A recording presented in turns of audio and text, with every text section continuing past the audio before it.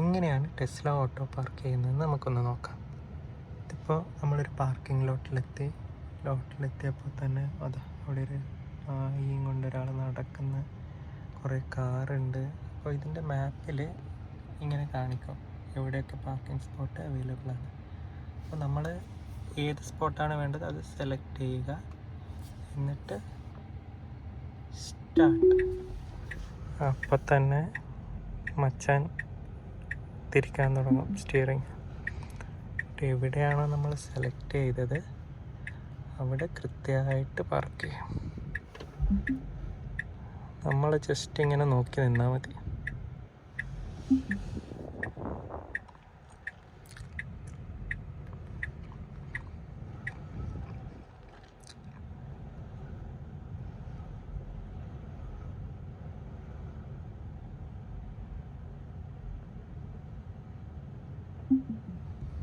അത്രയേ ഉള്ളൂ സംഭവം.